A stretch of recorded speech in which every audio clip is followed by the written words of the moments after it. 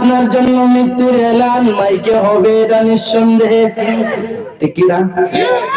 মিরনগরের জামে মসজিদ, ইমাম সাহেব রেডি, মুয়াজ্জিন সাহেব রেডি, মাইক রেডি, শুধু আপনি বাকি মরার, ঠিক কি না? আজকে এখন মরবে, 5-7 মিনিট 10 মিনিট পরেই মসজিদের ইমাম সাহেব, মুয়াজ্জিন সাহেব মাইক ওপেন করে বলবেন একটি সুখ সংবাদ, কথা ঠিক কি না? কেউ থাকতে পারবো না, একদিন তোমারই নাম মসজিদে হবে এলান। কেউ আগে আর কেউ পরে, আজকে আপনি, কালকে তমুক, পরশু আমি, কথা ঠিক কিনা? মরণ কাউকে বৃদ্ধ বাবা, যা বৃদ্ধ বাবা দেখে না, যুবকও দেখে না, কথা ঠিক কিনা? ঠিক। দাড়ি পাকছে না না পাকছে না, সাদা না কালো, ওইটা মরণে দেখে, দেখেনি।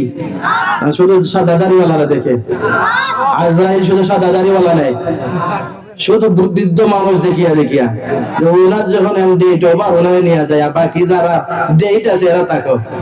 বিষয়টা এরকম না? আপনাদের অঞ্চলে যুবকরা যায়নি না, বৃদ্ধ বাবা যান, শুধু যান? যুবকরা এটা বুঝে না, শুধু দাড়ি রাখার দরকার নাই, কয় একটু বয়স হোক, 40 বছর বয়স হইলে দাড়ি রাখবো, 50 হইলে দাড়ি রাখবো, মরার আগে মসজিদ দেখবো। কিছু যুবক আছে না, আর কিছু যুবক 24 ঘন্টায় কি করে? আল্লাহকে স্মরণ রাখে, ঠিক কিনা? বুদ্ধিমান কারা? যারা আল্লাহকে 24 ঘন্টা স্মরণ রাখে আর মরণের জন্য প্রস্তুত থাকে, কথা ঠিক কিনা? ঠিক। যুবক তুমি ভালো করে শোনো, তোমার মতন কত হাজারো যুবক মাটির নিচে ঘুমায়া হাড্ডি গুড্ডি পর্যন্ত নাই, ঠিক কিনা?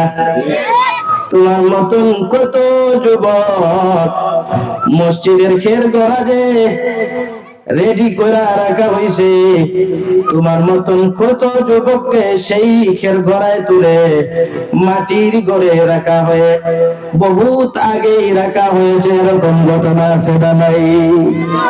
যুবক তুমি যাচ্ছ কোথায়? কোন অজানার ফাঁকে, যুবক তুমি শুনো, তোমায় কোরআন হাদিস ডাকে, ঠিক না? যুবকদেরকে সবাই ডাকে। যুবকদেরকে কে ডাকে? প্রেমিকাও যুবকদেরকে ডাকে না, বুড়া বাবারা ডাকে। দাড়ি সাদা থাকলে প্রেমিকা ডাকেনি, দূর হ, ঠিক না? প্রেমিকাও ডাকে, আমার কাছে আয়, ইয়ার যুবককে ওয়াজ মাহফিল ডাকে, আয় আমার কাছে আয়। বৃদ্ধ আল্লাহ বলেন, হে যুবক তুই আমার কাছে আয়। কোরআন ডাকে, যুবক তুই আমার কাছে আয়। আবার গান বাজনাও ডাকে, যুবক তুই আমার কাছে আয়, ঠিক কি না? বুড়া বাবা যান কেউ আপনারে ডাকে না, ডাকে কে? যুবকদেরকে সবাই ডাকে, অথচ যুবক খবর নাই। হঠাৎ দেখেন একদিন সে যুবক ডেড বডি হয়ে গেছে, সে মারা গেছে। যুবক তুমি যাচ্ছ কোথায়? কোন জানার বাঁকে, যুবক তুমি শুনো, তোমায় কোরআন হাদিস ডাকে। যুবক তুমি মত্ত কেন সিনেমা আর গানে যাচ্ছ কেন? যুবক তুমি গুরুতম সার টানে, কথা ঠিক কিনা? ঠিক। যুবক তুমি বলছো কেন কোরআন হাদিস সব? যুবক তুমি বলছো কেন কোরআন হাদিস সব? কোরআন খুলে দেখো যুবক কি বলেছেন রব। নামাজ পড়ো, কোরআন পড়ো, নামাজ পড়ো, সিয়াম রাখো, পড়ো কোরআন কারীম। গভীর রাতে সালাত পড়ে জড়াও চোখের পানি, কথা ঠিক কিনা? ঠিক। আলহামদুলিল্লাহ নাহমাদুহু ওয়া নাস্তাঈনুহু ওয়া নাস্তাগফিরুহু ওয়া নু'মিনু বিহি ওয়া নাতাওয়াক্কালু আলাইহি ওয়া নাউযু বিল্লাহি মিন শুরুরি আনফুসিনা ওয়া মিন সাইয়্যাতি আ'মালিনা। মান yahdihillahu falā mudilla lahu wa man يضلله فلا هادي له ونشهد أن لا إله إلا الله وحده لا شريك له ولا شبيه له ولا نظير له ولا مثل له ولا مثيل له ولا مقارن له ولا مناظر له ولا مشابه له ولا مكاظم له ثم نشهد أن سيدنا وسندنا ونبينا وأولانا ومقصودنا محمدا عبده ورسوله الذي أرسل إلى الناس كافة بشيرا ونذيرا وداعيا إلى الله بإذنه وسراجا منيرا أما بعد فأعوذ بالله من الشيطان الرجيم بسم الله الرحمن الرحيم إن الذين قالوا ربنا الله ثم استقاموا تتنزل عليهم الملائكة ألا تخافوا ولا تحزنوا وأبشروا بالجنة التي كنتم توعدون. وقال النبي الكريم والصادق الأمين من كان آخر كلام حياته لا إله إلا الله دخل الجنة. وقال النبي الكريم من مات وهو يعلم أنه لا إله إلا الله دخل الجنة أو كما قال عليه الصلاة والسلام. اللهم صل على محمد وعلى آل محمد كما صليت على إبراهيم وعلى آل إبراهيم إنك حميد مجيد. اللهم بارك على محمد وعلى آل محمد كما باركت على إبراهيم وعلى آل إبراهيم إنك حميد مجيد. شكرا محبة الشاتبوري بلغ العلا بكماله كشاف الدجى بجماله.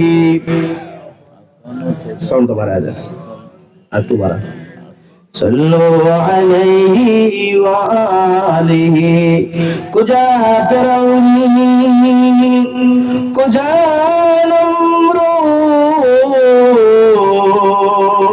نمرود كجا قارون شد همان کجا شوکت شہنشاہ کجا تخت سلیمان بلغ العلا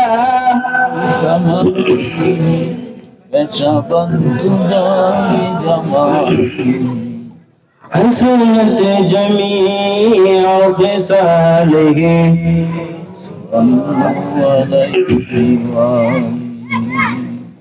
الحمدللہ.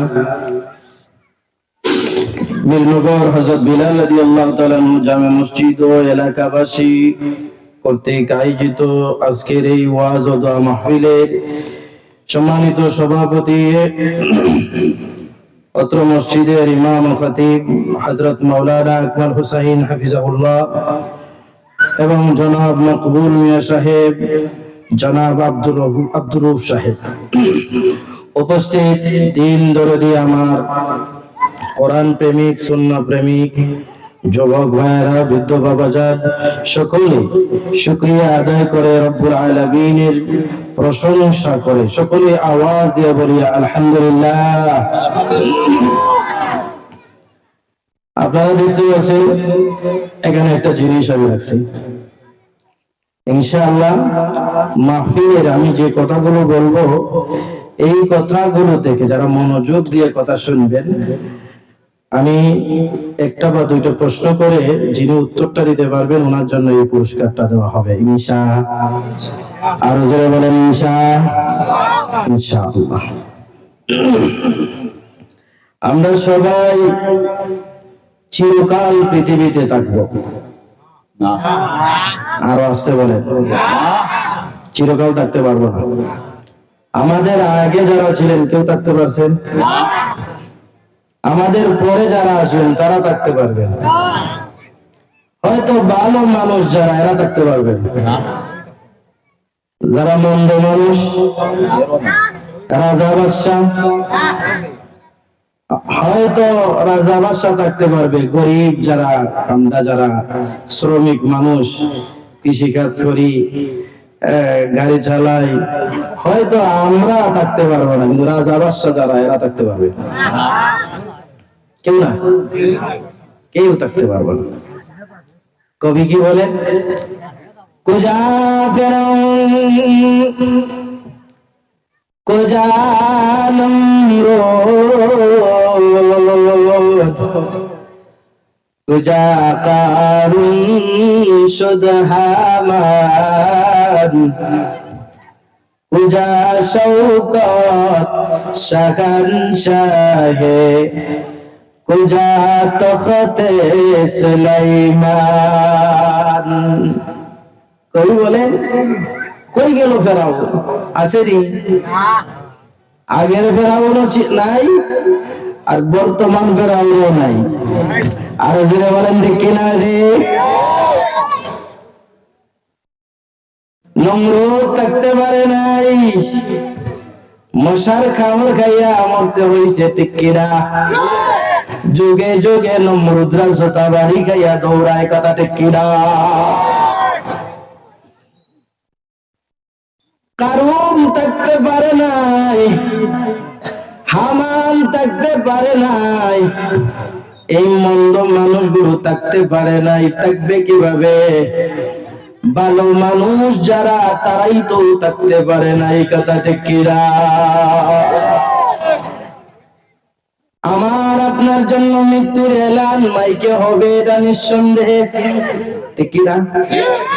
মিরনগরের জামে মসজিদ, ইমাম সাহেব রেডি, মুয়াজ্জিন সাহেব রেডি, মাইক রেডি, শুধু আপনি বাকি মরার, ঠিক কিনা? আজকে এখন মরবে, 5-7 মিনিট 10 মিনিট পরেই মসজিদের ইমাম সাহেব, মুয়াজ্জিন সাহেব মাইক ওপেন করে বলবেন একটি সুখ সংবাদ, কথা ঠিক কিনা? একটি সুখ সংবাদ অমুক নাই, চলে গেছে, কেউ থাকতে পারবো না। একদিন তোমারি নাম মসজিদে হবে এলান, ঠিক কিনা? একদিন তোমারি নাম মসজিদে হবে এলান। তৈরি থাকো, তৈরি রাখো, তৈরি থাকো, তৈরি রাখো, কবরের মলসমান। একদিন একদিন তোমার নাম মসজিদে হবে এলান, কথা ঠিক কিনা? ঠিক। কেউ আগে আর কেউ পরে, আজকে আপনি কালকে অমুক পরশু আমি, কথা ঠিক কিনা? মরণ কাউকে বৃদ্ধ বাবা দেখে না, যুবকও দেখে না, কথা ঠিক কিনা? ঠিক। দাড়ি পাকছে না পাকছে না, সাদা দাঁত কালো, ওইটা মরণে দেখে শুধু সাদা দাড়িওয়ালারা দেখে। আজরাইল শুধু সাদা দাড়িওয়ালা নেই, শুধু বৃদ্ধ মানুষ দেখিয়া যে ওনার যখন ডেট ওভার ওনারে নিয়ে যায়, বাকি যারা ডেট আছে এরা তাকাও। বিষয়টা এরকম না? আপনাদের অঞ্চলে যুবকরা যায়নি না বৃদ্ধ বাবা যান, শুধু যান? যুবকরা এটা বুঝে না, শুধু দাড়ি রাখার দরকার নাই, কয় একটু বয়স হোক, 40 বছর বয়স হইলে দাড়ি রাখবো, 50 হইলে দাড়ি রাখবো, মরার আগে মসজিদ দেখবো। কিছু যুবক আছে না, আর কিছু যুবক 24 ঘন্টায় কি করে? আল্লাহকে স্মরণ রাখে, ঠিক কিনা? বুদ্ধিমান কারা? যারা আল্লাহকে 24 ঘন্টা স্মরণ রাখে আর মরণের জন্য প্রস্তুত থাকে, কথা ঠিক কিনা? ঠিক। যুবক তুমি ভালো করে শোনো, তোমার মতন কত হাজারো যুবক মাটির নিচে ঘুমায়া হাড্ডি গুড্ডি পর্যন্ত নাই, ঠিক কিনা? তোমার মতন কত যুবক মসজিদের খের গড়াজে রেডি করে রাখা হয়েছে, তোমার মতন কত যুবককে সেই খের গড়ায় তুলে মাটির ঘরে রাখা হয়ে বহুত আগেই রাখা হয়েছে, এরকম ঘটনা আছে না নাই? যুবক তুমি যাচ্ছ কোথায়? কোন অজানার ফাঁকে। যুবক তুমি শুনো, তোমায় কোরআন হাদিস ডাকে, ঠিক কিনা? যুবকদেরকে সবাই ডাকে। যুবকদেরকে কে ডাকে? প্রেমিকাও যুবকদেরকে ডাকে না, বুড়া বাবারা ডাকে। দাড়ি সাদা থাকলে প্রেমিকা ডাকেনি, দূর হো, ঠিক কিনা? প্রেমিকাও ডাকে, আমার কাছে আয়। যুবককে ওয়াজ মাহফিল ডাকে, আয় আমার কাছে আয়। বৃদ্ধ আল্লাহ বলেন, হে যুবক তুই আমার কাছে আয়। কোরআন ডাকে, যুবক তুই আমার কাছে আয়। আবার গান বাজনাও ডাকে, যুবক তুই আমার কাছে আয়, ঠিক কিনা? বুড়া বাবা যান কেউ আপনারে ডাকে না, ডাকে কে? যুবকদেরকে সবাই ডাকে, অথচ যুবক খবর নাই। হঠাৎ দেখেন একদিন সে যুবক ডেড বডি হয়ে গেছে, সে মারা গেছে। যুবক তুমি যাচ্ছ কোথায়? কোন জানার বাঁকে। যুবক তুমি শুনো, তোমায় কোরআন হাদিস ডাকে। যুবক তুমি মত্ত কেন সিনেমা আর গানে যাচ্ছ কেন? যুবক তুমি গুরুত্ব মশার টানে, কথা ঠিক কিনা? যুবক তুমি বলছো কেন কোরআন হাদিস সব? যুবক তুমি বলছো কেন কোরআন হাদিস সব? কোরআন খুলে দেখো যুবক কি বলেছেন রব। নামাজ পড়ো, কোরআন পড়ো, নামাজ পড়ো, সিয়াম রাখো, পড়ো কোরআন কারীম। গভীর রাতে সালাত পড়ে জড়াও চোখের পানি, কথা ঠিক কিনা? আলা ইয়া সাকিনাল কাসরিল মুআল্লা সাতুদফানু আন কারীবিন ফিত তুরাবি কালিলুন উমরুনা ফি দার দুনিয়া ওয়া মারজিউনা ইলা বাইতিত তুরাবি। ইহা গম সব মুসাফির হ্যায়, কবর আখির ঠিকানা, ঠিক কিনা? यहाँ हम सब मुसाफिर है, कब्र आखिर ठिकाना। कोई आगे रवाना है, कोई पीछे रवाना। ওইখানেতে পথিক মোরা, ওইখানেতে বাড়ি, কেহ আগে পারি দিচ্ছে, কেউ বা পরে পারি, কথা ঠিক কিনা? ঠিক। পথিক যেটা তাক না কেন বাড়ি রাখা মানে কাছার বন্দি বুলবুলিদের মন যে তাকে বলে, ওহে পতি কি লইয়াছ পততি দুর্গম। সুখসাগরে নৌকা আছে, তুফান কঠিন দম। আমরা এখানের প্রবাসী, পৃথিবীতে আমরা কি প্রবাসী মুসাফির।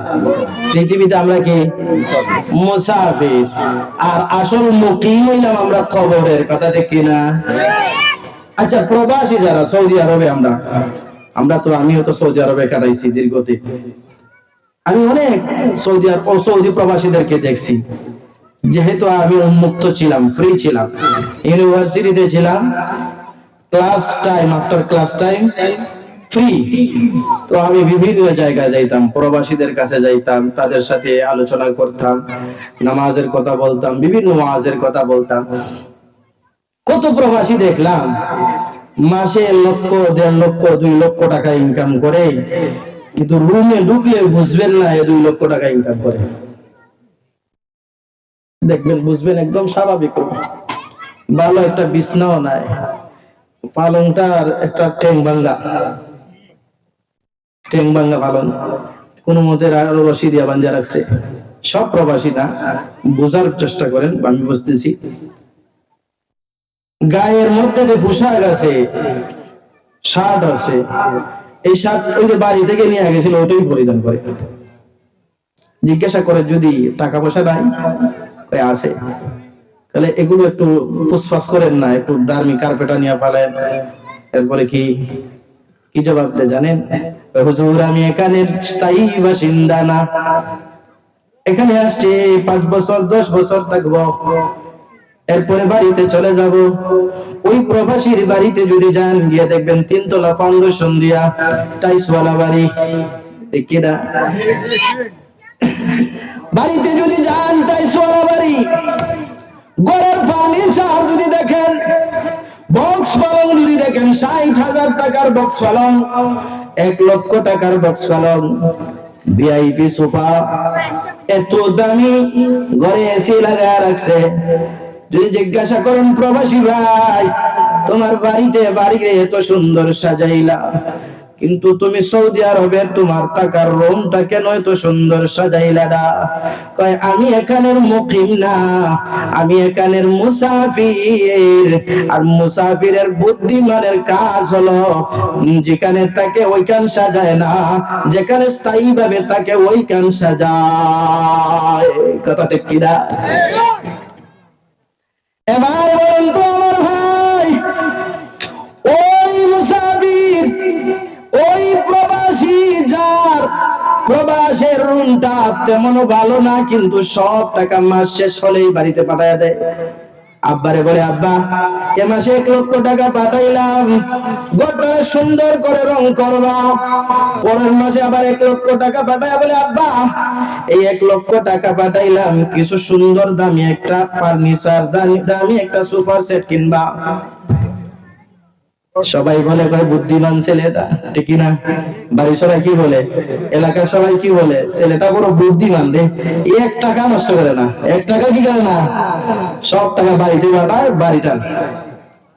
আর একটা প্রবাসী দেখবেন, মাসে যদি 2 টাকা ইনকাম করে, রুমটাকে ওইখানে রুমকে ভালো করে সাজায়, ভিআইপি টাইলস লাগায়া, ভিআইপি কার্পেট পালায়া, তার রুমে কি নাই সব কিছু আছে।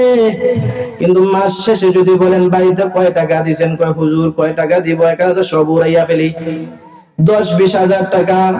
বাড়িতে ঘর সুন্দর না, এলাকার সব মানুষে বলে তার মতো বিদেশি হইয়া লাভটা কি? আমার ভাইয়েরা, এই ঘটনাটা বলার, গল্পটা বলার উদ্দেশ্য হলো আমরা এখানের মুসাফির না মুকিম। তাহলে বাড়িতে টাইস করতেছি।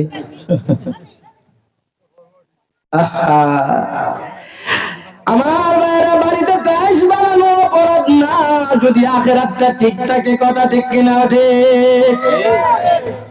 কলেজেতে পড়ো তুমি, পার্কে ঘুরো, আপত্তি দেয় চরকে জ্বলে হাওয়াতে উড়ো, একটি কথা স্মরণ রেখো, আমিও দমের, আল্লাহ এবং হাকিকতকে ভুলো না নিজের। কথা ঠিক কিনা? ঠিক। যদি আপনার আখিরাত ঠিক থাকে, আপনার আল্লাহ যদি খুশি থাকেন, আপনার মালিক যদি খুশি থাকেন, নবীজির তরিকা অনুযায়ী চলেন, বাড়িতে টাইস থাকলে সমস্যা না, যদি আখিরাতটা ঠিক থাকে। কথা ঠিক কিনা উঠি? সাহাবী আসিয়া বললেন, ওগো নবীজি, আমি দামি দামি পোশাক পরিধান করি, দামি কোট লাগাই, দামি জুব্বা পরিধান করে, হাল আনা মিনাল মুতাকাব্বিরিন, আমি কি অহংকারী হয়ে গেছি? আল্লাহর নবী বলেন, না না না, দামি পোশাক পরলে অহংকারী হওয়া যায় না, দামি জুতা পরিধান করলে অহংকারী হওয়া যায় না। মূলত অহংকারী সেই ব্যক্তি যে ব্যক্তি সত্য জানার পরেও সত্য মানে না। কথা ঠিক কিনা? ঠিক। সত্য জানার পরে সত্য মানে না। এই জন্য যার আখিরাত ঠিক রাখিয়া ঘর বানায়, আখিরাত ঠিক রাখিয়া জমিন বানায়, আখিরাত ঠিক রাখিয়া বাসা বানায়, আখিরাত ঠিক রাখিয়া কলেজে পড়ে, আখিরাত ঠিক রাখিয়া ইউনিভার্সিটিতে পড়ে, আখিরাত ঠিক রাখিয়া ইংলিশে কথা বলে, আখিরাত ঠিক রাখিয়া সে জেনারেল শিক্ষায় শিক্ষিত হয়, সে লয়ার হয়, সে আইন কোর্টের জজ হয়, সে কোর্টের জজ হয়, কোনো সমস্যা না। যদি আখিরাত ঠিক থাকে সবকিছু ঠিক আছে। আর আখিরাত যদি ঠিক না রাখিয়া, আখিরাতকে ধ্বংস করিয়া যদি আপনি সবকিছু বানান, আপনার মতন হতভাগা আর কেউ নাই। কথা ঠিক কিনা ওঠে?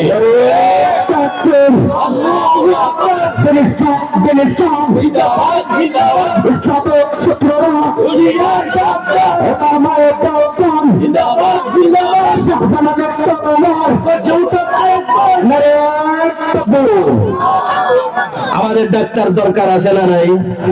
আমাদের ইঞ্জিনিয়ার দরকার আছে না নাই? আমার ওয়াইফ অসুস্থ হলে আমি ডাক্তারের কাছে যাব কিনে নিয়ে? আমি অসুস্থ হলে কার কাছে যাব? আমার বিল্ডিং বানানোর জন্য ইঞ্জিনিয়ার দরকার আছে না নাই? এইগুলো সব কিছু দরকার আছে, কিন্তু আমার ইঞ্জিনিয়ার সে আল্লাহওয়ালা হতে হবে, সে আল্লাহকে ভুলে না। যদি ইঞ্জিনিয়ারের মধ্যে আল্লাহওয়ালা না হয়, আল্লাহর ভয় না হয়, তাহলে ইঞ্জিনিয়ার ফুল বানানোর সময় রডের বদলা বাঁশ দিবে। কথা ঠিক কিনা ঠিক?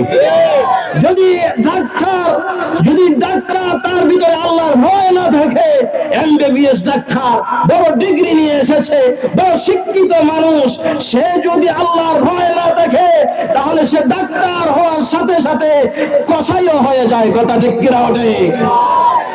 এই জন্য দেখবেন সুযোগ পাইলেই কিছু ডাক্তার আছে, আপনার স্ত্রীকে নিয়ে গেছেন, সিজার হবে কি হবে না, দরকার আছে কিনা নাই, সে বলে সিজার করতে হবে। ঠিক। আর আসতে বলেন, এগুলো ঘটনা ঘটে না?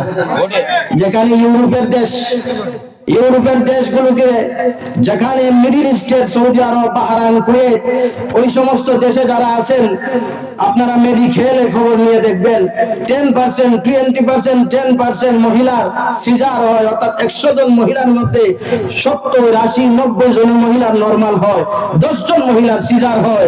সেই হিসাবে আমাদের বাংলাদেশে কেন 50% মহিলার সিজার হয়? কারণটা কি? কারণটাই হলো এটা, ডাক্তার সাহেব যাওয়ার পরে টেস্টের উপরে টেস্ট। ঠিক কিনা? আসলে সেবার নামে আমরা বারবার সেবন হচ্ছি। কথা ঠিক কিনা ওঠে?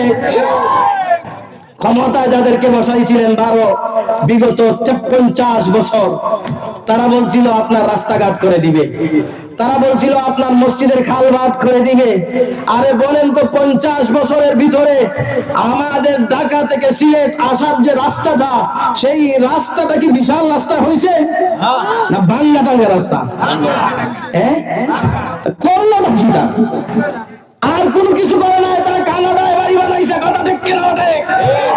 তার সেবার নামে সেবন করেছে। কথা ঠিক কিনা ওঠে? তারা ফুলের মধ্যে রোদের বদলা বাঁশ দিয়েছে। কথা ঠিক কিনা ওঠে? মেডিকেল কলেজের নামে, মেডিকেল বানানোর নামে কোটি কোটি জনগণের টাকা আত্মসাৎ করেছে। কথা ঠিক কিনা ওঠে? শুধু তাই নয়, বিগত তারা এমন কাজ করেছে, এদেশ থেকে আমাদের প্রবাসীরা কষ্ট করে বিদেশ থেকে রেমিটেন্স পাঠায়, আর এই সমস্ত সুরের দলের 28 লক্ষ কোটি টাকা বিদেশে পাচার করেছে। কথা ঠিক কিনা ওঠে? সেবার নামে সেবন চলছে, কথা ঠিক কিনা ওঠে? আমি যদি ভুল বলে থাকি আপনারা বলেন আমি ভুল বলেছি। তারা কি করেছে? এই রাস্তা কেন এখনো কেন স্বাধীনতার 55 বছর, প্রায় স্বাধীনতার 53 বছর পার হয়ে গেল, এখনো গ্রামগঞ্জের রাস্তা কেন ঈদ শরীফ পর্যন্ত হয় না? এরা জানার দরকার আছে না নাই? এই টাকা গেল কোথায় গেল? তারা সেবার নামে ব্যাংকে লুট করেছে, কথা ঠিক কিনা ওঠে? আমাদের ব্যাংকে দেউলিয়া করে দিয়েছে, কথা ঠিক কিনা ওঠে? আমাদের দেশকে দেউলিয়া করে দিয়েছে, কথা ঠিক কিনা ওঠে? আমাদের কৃষকরা না খেয়ে মারার সমস্ত পদ্ধতি তারা চালু করেছে, কথা ঠিক কিনা ওঠে? এগুলো চিন্তা করতে হবে। আজকে আমরা এই অবস্থা, বড় নাজুক অবস্থা। জাগতে হবে। কেন আইনের নামে বেআইনি কাজ চলে আমাদের কোর্ট আদালতে, কথা ঠিক কিনা ওঠে? বলতে হবে জনগণ, জেগে উঠতে হবে যুবকরা, প্রশ্ন করতে হবে কেন কোরআনের পাখিকে রাজনৈতিক হিংসার কারণে ফাঁসির কাষ্ঠে ঝুলে হত্যা করা হচ্ছে। এই সমস্ত প্রশ্নের জবাব দিতে হবে, কথা ঠিক কিনা ওঠে?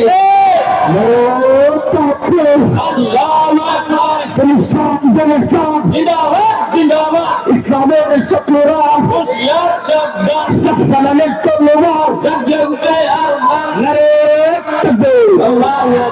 আপনারা দেখেছেন এদেশের কোটি কোটি মানুষ, আল্লামা মামুনুল হক, রফিকুল ইসলাম আল মাদানী, ছোট্ট বাচ্চা রফিকুল ইসলাম আল মাদানী, এই সমস্ত শত শত আলেমদেরকে তারা কিভাবে নির্যাতন করেছে, জুলুম করেছে, অত্যাচার করেছে। কোটি কোটি মানুষ দুই চোখের অশ্রু ঝরিয়েছে। শেষ পর্যন্ত 24-এ এসে সেই জুলুমের বদলা দেওয়ার জন্য রাজপথে যখন ছাত্র জনতা নেমে এসেছে, দিল্লি বন্ধুরা দিল্লি পলায়ন করেছে, কথা ঠিক কিনা? এই থেকে সবক নিতে হবে। জুলুমের ফলাফল ভালো হয় না, কথা ঠিক কিনা ওঠে? আমি জুলুম করব না, আপনি জুলুম করবেন না, এই অঙ্গীকার নিতে হবে, কথা ঠিক কিনা ওঠে? আল্লাহ তাআলা আমাকে আপনাকে তৌফিক দান করুন, সকলে বলুন আমিন। বলছিলাম মানুষ দুই গ্রুপ, মানুষ সবাই মারা যাবে, কিন্তু দুই গ্রুপে মারা যাবে। কয় গ্রুপে? হয়তো ডানপন্থী অথবা বামপন্থী, হয়তো আসহাবুল ইয়ামিন অথবা আসহাবুশ শিমাল। কেউ ডানপন্থী হয়ে মারা যাবে, আর কেউ বামপন্থী হয়ে মারা যাবে। কেউ জালিম হয়ে মারা যাবে, কেউ মজলুম হয়ে মারা যাবে, কথা ঠিক কিনা ওঠে? জালিম আর মজলুম এক সমান? জালিম আর মজলুম এক সমান? বলেন তো। আল্লাহ তাআলা কোরআনের একটি আয়াতের ভিতরে বলছেন যে মানুষ একদল জান্নাতি আর একদল জাহান্নামী। জান্নাতীদের আচরণ আর জাহান্নামীদের আচরণ এক সমান? সমান হবে? যারা জুলুম করে এরা বোঝা জান্নাতি, সকালেই বলে দেয় দিনটা কেমন যাবে। আপনার আচরণেই বলবে আপনার মরণের পরে জান্নাত না জাহান্নাম, কথা ঠিক কিনা? আল্লাহ বলেন ফারিকুন ফিল জান্নাতি ওয়া ফারিকুন ফিস সাঈর।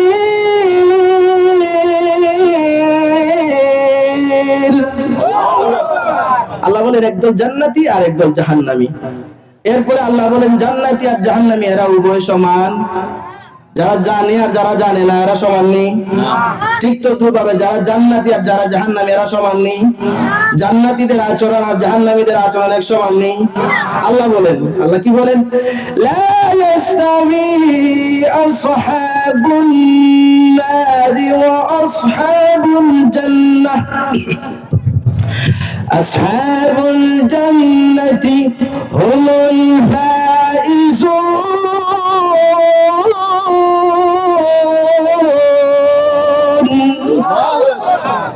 আল্লাহ বলেন যারা জান্নাতি আর যারা জাহান্নামী এরা সমান। আর জান্নাতি যারা এরা চির সফল কাম, স্থায়ী সফল। এরা কি?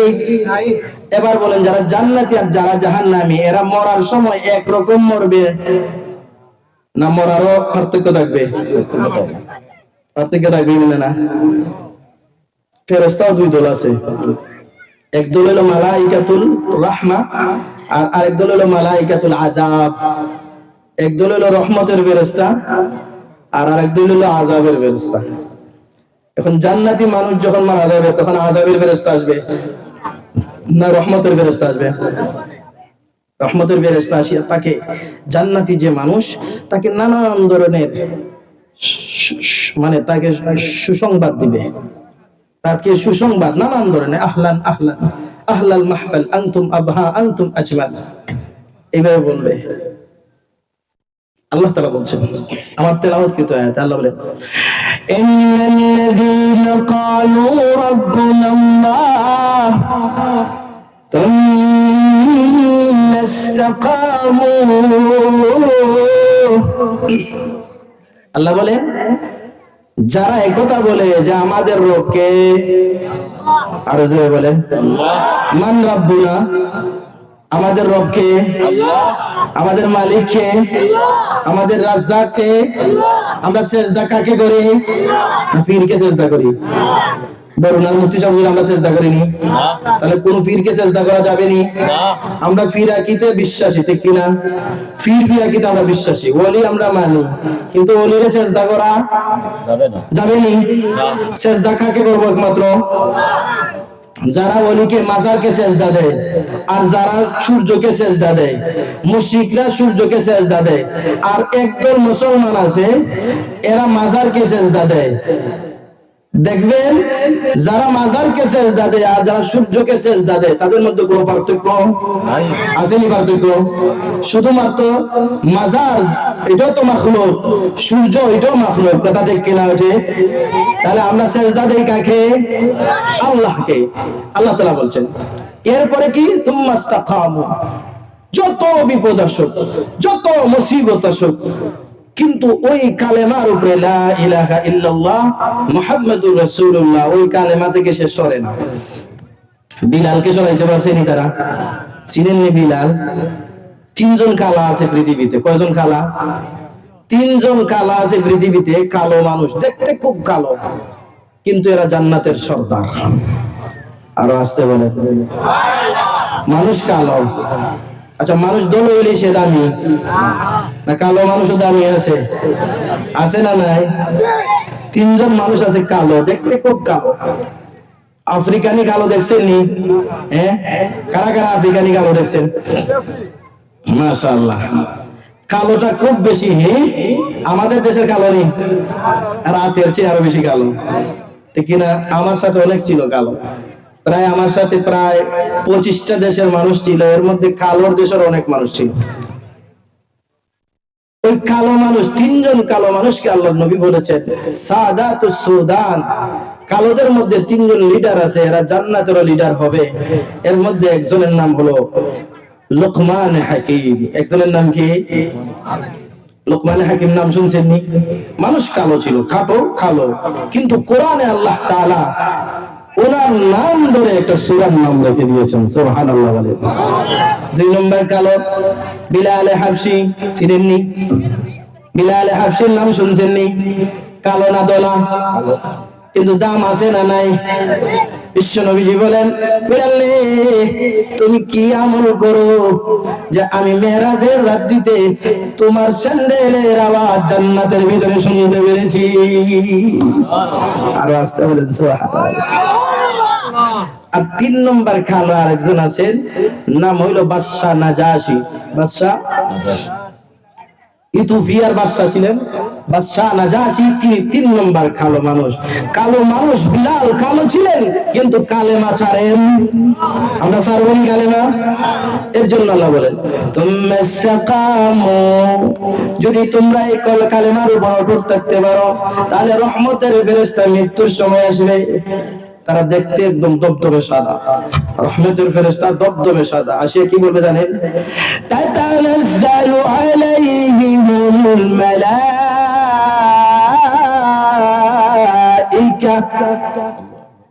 রহমতের ফেরেশতা নামবে, নামি আসে কি বলবে জানেন? আল্লা তাখাফু,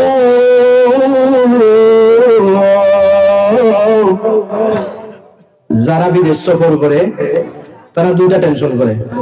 এক নাম্বার টেনশন, বিদেশের অবস্থা কি হবে আল্লাহ ভালো জানে, আর 2 নম্বর টেনশনটা হইলো, আয় রে আব্বারে তুইয়া যাইতেছি, আম্মারে তুইয়া যাইতেছি, আমার বাচ্চা কাচ্চারা তুইয়া যাইতেছি, তাদেরকে আবার জীবিত পাইবো কিনা না, এই চিন্তা থাকে।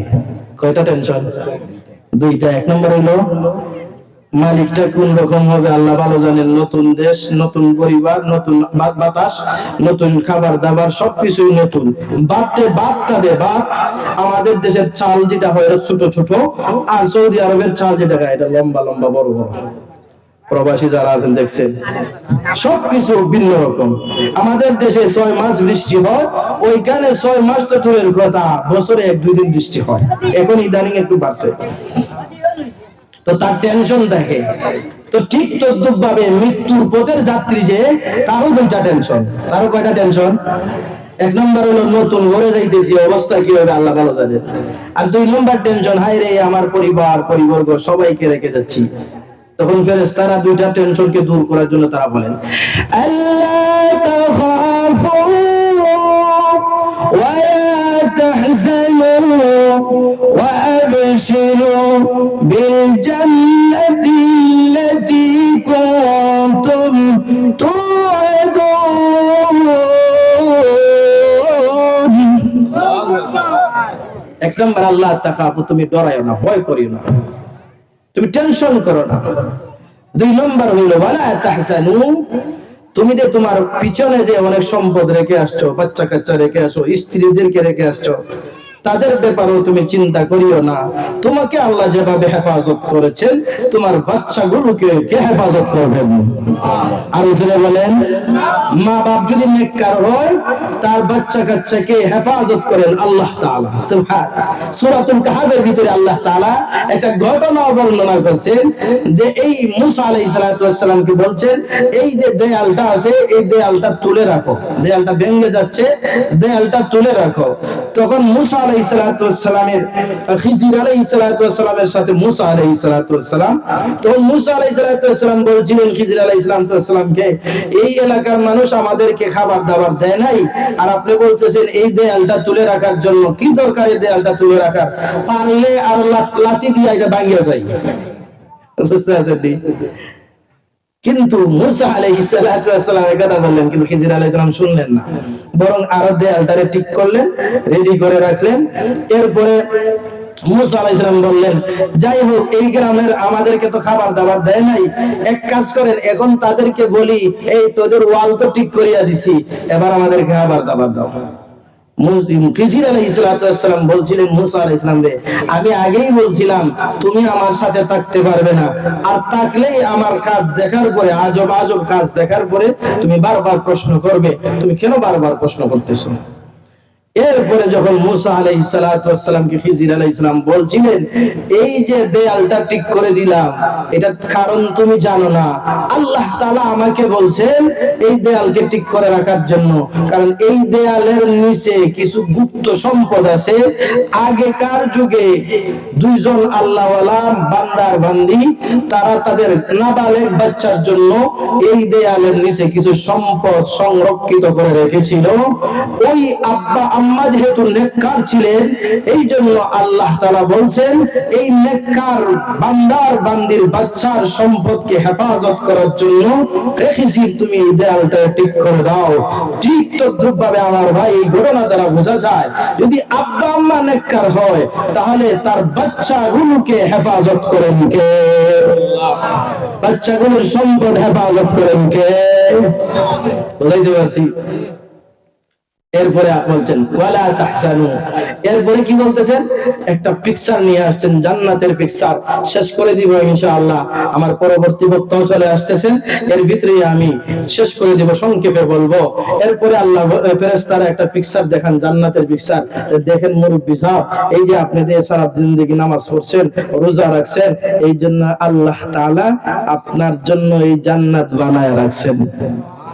আর আসতে বলে ছেলে যখন সৌদি আরব থাকে তখন মারে বলে, আম্মা দেশে তো 50 লক্ষ টাকা পাঠাইলাম 5 বছরে, আমার এই 50 লক্ষ টাকা দিয়া কি করছেন? তখন মা বলে, রে বাবা, তুই বিদেশ তো অনেক লম্বা দিনেই থাকছ, এবার চলে আয়, দেখ তোর জন্য কি বানায় রাখছি। এখন মোবাইলের ক্যামেরা দেখাইয়া, মোবাইলের ভিডিও কল দিয়া বলে, এই দেখ কত সুন্দর করে তোর জন্য বাড়ি সাজায় রাখছি। সুবহানাল্লাহ বলে।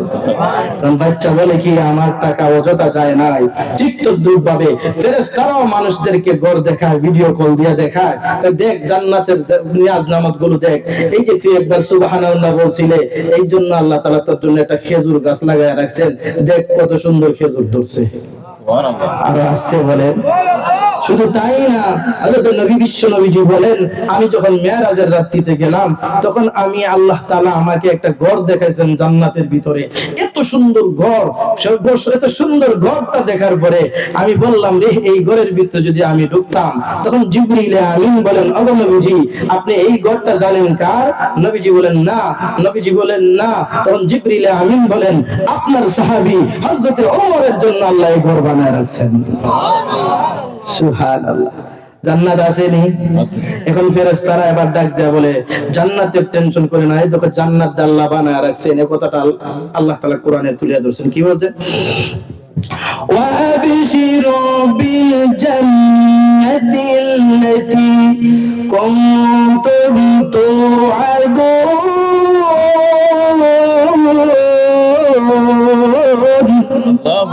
জান্নাতের সুসংবাদ গ্রহণ করো। যে জান্নাতের বয়ান হুজুররা মাহফিল গুলোতে করতেন, যে জান্নাতের বয়ান মসজিদের মিম্বরে বসে ইমাম সাহেব করতেন, যে জান্নাতের বয়ান পীর মাশায়েখ ওলিগণ করতেন, এই জান্নাতের সুসংবাদ গ্রহণ করো। তখন ওই রূহটা, যেই রূহটা বডির ভিতরে আছিল, ফেরেশতারা রূহ নেওয়ার জন্য এসেছিলেন, ফেরেশতারা রূহ নেওয়ার জন্য এসেছিলেন। তখন ওই বডির ভিতর থেকে রূহটা অটোমেটিকলি, যেভাবে নবীজি বলেন কলস থেকে পানি ঢাললে যেভাবে মোলায়েম ভাবে সফটলি একদম মোলায়েম ভাবে পানি বের হয়, বিশ্ব নবীজি বলেছেন ঠিক তদ্রুপ ভাবে আল্লাহ ওয়ালা মানুষদের, জান্নাতি মানুষের বডি থেকে রূহটা একটা সাদা রুমালের মধ্যে ওই পানির মতন বের হয়ে রুমালের মধ্যে চলে আসবে। আর আসতে বলেন সুবহানাল্লাহ। ফেরেশতারা আর কি বলবে জানেন? ফেরেশতারা বলবে, এখন টেনশন করিও না, পৃথিবীতে তোমার সাথে ছিলাম কিন্তু তুমি আমাকে দেখো নাই, কিন্তু আজকে থেকে তুমি আমাকে দেখবে। শুধু আজকে থেকে নয়, আমাকে কবরেও তুমি পাইবে, হাসরেও তুমি পাইবে, ফুলসিরাতেও তুমি পাইবে। যতক্ষণ পর্যন্ত তুমি জান্নাতের ভিতরে প্রবেশ না করবে, ততক্ষণ পর্যন্ত আমি তোমার বডিগার্ড হয়ে থাকবো। ও কথাটা বলছে, ونحن أولياؤكم في الحياة الدنيا وفي الآخرة ولكم فيها ما تشتهي أنفسكم ولكم فيها ما تدعون।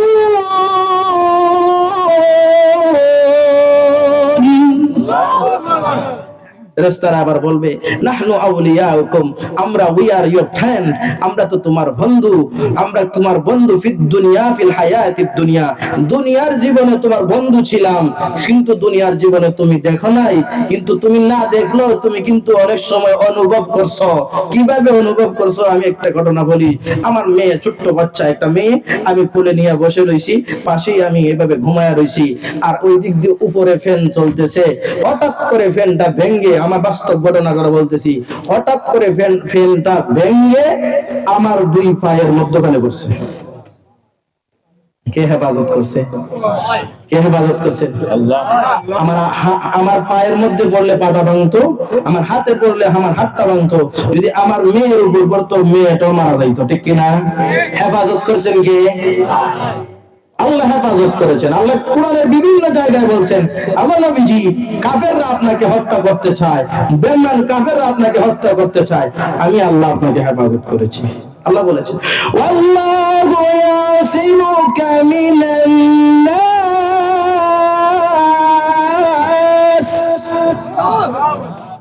নবীজিকে আল্লাহ হেফাজত করেছেন, ইমানদারদেরকে আল্লাহ হেফাজত করবেন। এই জন্য ফেরেশতারা আপনাকে হেফাজতের জন্য আল্লাহ বডিগার্ড বানায় রাখছেন। যদিও দুনিয়ার জিন্দেগিতে ফেরেশতা দেখি না, কিন্তু কবরের জিন্দেগিতে গেলে দেখবো কিনা না। এরপরে ফেরেশতারা বলতেছে শুধু এইগুলো না, জান্নাত আর জাহান্নাম এগুলো না, আরে ভাই তুমি তো দুনিয়ায় থাকতে বড় রৌ খাওয়ার ইচ্ছা করলে, বড় বোয়াল মাছ খাওয়ার ইচ্ছা করলে, একবার চিন্তা করছো বড় বোয়াল খাইবো 5 কেজি ওজনের, কিন্তু আরেকবার চিন্তা করছো প্যাকেটে টাকা আসেনি, ঠিক কিনা? মনে যা চায় তা খাইতে পারছিনি, মনে যা চায় তা কিনতে পারছিনি। গেছি বড় মাশাআল্লাহ এমবিতে গিয়া দেখছি ভিআইপি একটা কোট দেখা যায়, রেট কত রে ভাই, 5,000 টাকা। পকেটে হাত দিয়া দেখছি 2,000 টাকা, কই দূর আর কিনলে হবে না। মনে চাইছে কিনার, কিন্তু জান্নাতে এরকম হবে নি। ফেরেশতারা কথা বলছেন যে তুমি জান্নাতের ভিতরে যা চাইবে, তোমার মন যা চাইবে সবকিছু রেডি করে দিবেন কে? আর এই সমস্ত আপ্যায়নের ব্যবস্থা করে রেখেছেন কে? এই কথাটা ফেরেশতা আবার বলে, ফেরেশতারা এগুলো বলে যে জান্নাত হইলো তোমার মেহমানখানা, মেহমানদারির জায়গা, এখানে শুধু মেহমানদারি করবা। আচ্ছা আপনার বাড়ি মেহমান যদি আসে, সে কাজ করেনি, কাম করেনি, কিন্তু চা একবার দেন না কয়েকবার দেন।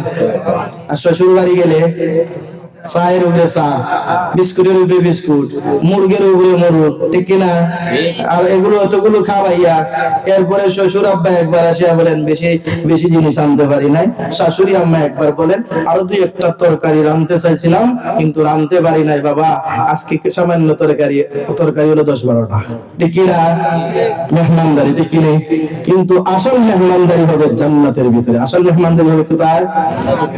আল্লাহ তাআলা বলছেন যে দুনিয়াতে তোমার শ্বশুরের পক্ষ থেকে মেহমানদারি হয়, শাশুড়ির পক্ষ থেকে মেহমানদারি হয়, শালার পক্ষ থেকে মেহমানদারি হয়, তোমার নানার পক্ষ থেকে মেহমানদারি হয়। এই মেহমানদারি পাওয়ার পরেই যদি তুমি এত খুশি হও, জান্নাতের ভিতরে আসার পরে তোমাকে যা চাইবে তাই দেওয়া হবে, তুমি তখন কত খুশি হইবা। এই মেহমানদারিটা আর কার পক্ষ থেকে না, আমি আল্লাহ মহান রব্বুল আলামিনের পক্ষ থেকে। আওয়াজ দিয়ে বলে সুবহানাল্লাহ। আল্লাহ এই কথা বলে নুজুলাম মিন গফুরির রহিম।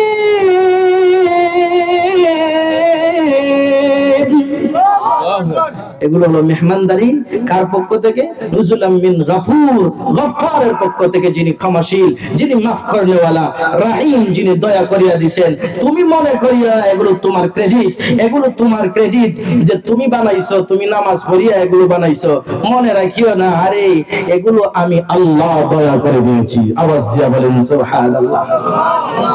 এই জন্য আমার ভাইয়েরা নেককার হয়ে কবরে যাওয়ার দরকার আছে না নাই?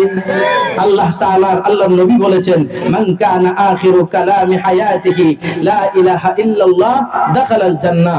বিশ্ব নবীজি বলেছেন যার জীবনের শেষ কথা হবে লা ইলাহা ইল্লাল্লাহ মুহাম্মাদুর রাসূলুল্লাহ দাখালাল জান্নাহ, মরতে লেট হবে, আল্লাহর তৈরি জান্নাতে যেতে লেট হবে। সুবহানাল্লাহ বলেন। আল্লাহ তাআলা আমাকে আপনাকে সবাইকে, আল্লাহ তাআলা আমাকে আপনাকে সবাইকে জান্নাতের মেহমান হইয়া কবরে যাওয়ার তৌফিক দান করুন। আমিন।